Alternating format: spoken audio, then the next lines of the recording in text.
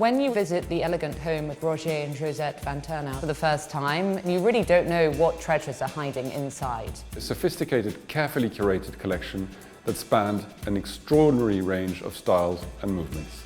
It was almost museum-like. It was very carefully considered, and it would draw you through the various rooms, and each room was a wonderful discovery and delight.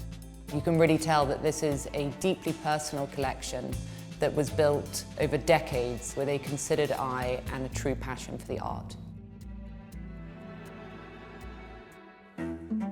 Roger and Josette Vanthournout were married for over 50 years.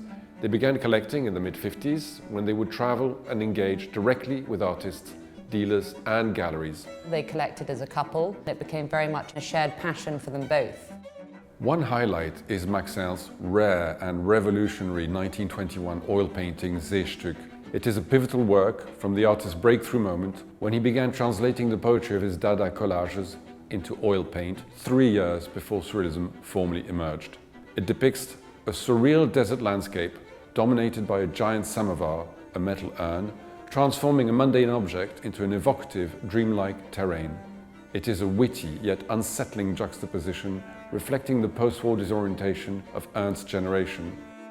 Roger and Josette had quite a strong concentration of not only European post-war art, but really international post-war art. And that reminds me of the Kusama infinity nets from 1960. Really is the germination of what has now become a career-defining practice. You then have a really remarkable side Twombly from 1962, which was installed in their dining room almost as like a little gem as you went around the corner.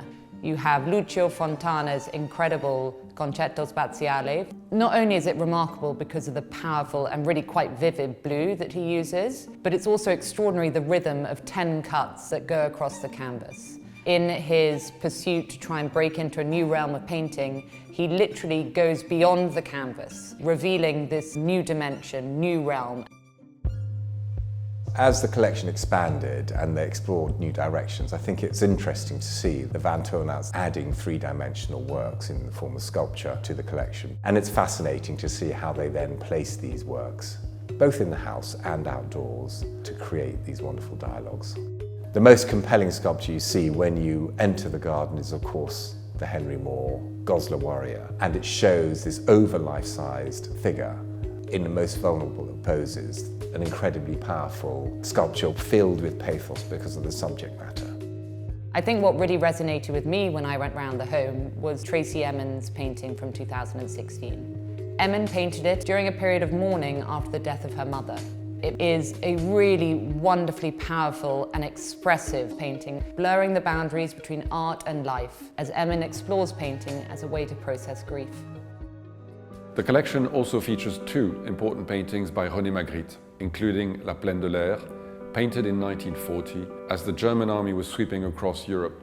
It captures the stifling, foreboding atmosphere that engulfed the continent at the beginning of the Second World War and features the solitary leaf tree, a recurring image in Magritte's work, here standing alone on a mountain top watching over an empty landscape.